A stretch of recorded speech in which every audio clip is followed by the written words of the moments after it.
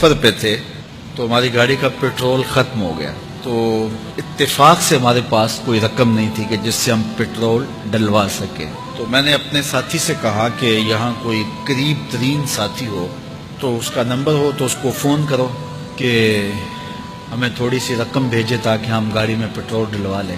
تو اچانک ایک ساتھی یاد آ گیا کہ وہ یہ دوسری تیسری روڈ کے اوپر اس کا گھر ہے، تو ہم نے گاڑی ادھر موڑی۔ تو ابھی اس کے گھر نہیں پہنچے تھے تو ایک آدمی ہمیں دیکھ کے تو حشاش بشاش ہو گیا، ابھی اس کے گھر نہیں پہنچے تو دیکھ کے تو حشاش بشاش ہو گیا۔ تو ملا، واقفیت بھی تھی لیکن اتنی زیادہ اس سے جو ہے وہ شناسائی نہیں تھی۔ کسی اجتماع میں اس نے ہمیں بلایا تھا تو ملاقات ہوئی تھی وہاں، ہم بیان کر کے اس کے علاقے میں، تو وہ لاہور آیا ہوا تھا تو ہماری وہاں وہ ملاقات ہو گئی وہاں۔ تو وہ جلدی سے جیب میں ہاتھ ڈال کر کے تو کچھ رقم تھی اس کے پاس، اور میں پیش کر کے کہنے لگا کہ وہ 2-3 سال پرانی بات، کہتا وہ آپ ہمارے جلسہ میں گئے تھے، ہم آپ کی کوئی خدمت کرنا چاہتے تھے لیکن آپ ہمیں پکڑا ہی نہیں دیے۔ تو یہ ہے آپ کا نذرانہ۔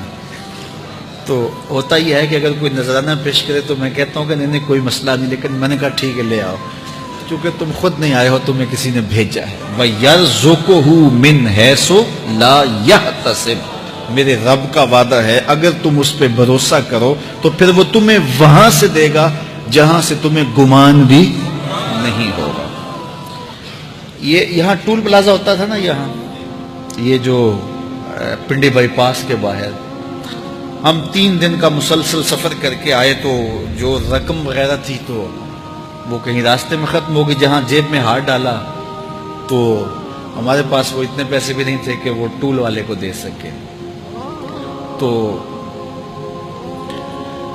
میں نے اپنے ڈرائیور کو کہا کہ تمہارے پاس کوئی ہے؟ تو وہ کہنے لگا جی میرے پاس بھی کوئی نہیں ہے۔ تو میں نے کہا چلو اس سے ادھار کر دیتے ہیں، اس کو ہم کہتے ہیں کہ ہم قریب ہی رہتے ہیں، ابھی جا کے آپ کو بھیج دیتے ہیں۔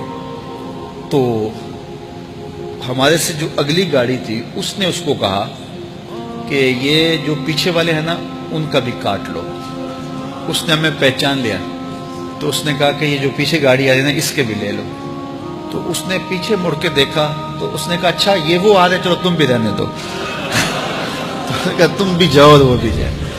تو یہ ہم نے کئی مناظر زندگی میں دیکھے۔ تو اللہ کے محبوب فرماتے ہیں قرآن میں ایک ایسی آیت ہے اگر تمہیں پتہ چل جائے اور اس پہ تمہارا عمل ہو جائے وہ تمہیں وہاں سے رزق دے گا جہاں سے تمہیں گمان بھی نہیں ہوگا۔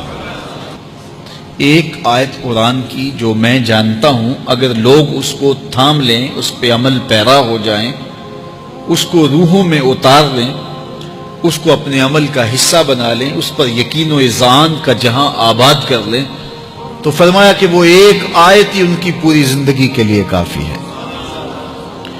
اللہ اکبر۔ اور وہ آیت کیا ہے؟ حضور نے بتائی، وہ آیت یہ ہے وَمَن يَتَّقِ اللَّهَ يَجْعَل لَّهُ مَخْرَجًا وَيَرْزُقْهُ مِنْ حَيْثُ لَا يَحْتَسِبُ، کہ جو اللہ سے ڈرتا ہے اللہ اس کے لیے راستے کھول دیتا ہے اور اس کو وہاں سے رزق دیتا ہے جہاں سے اسے گمان بھی نہ ہو۔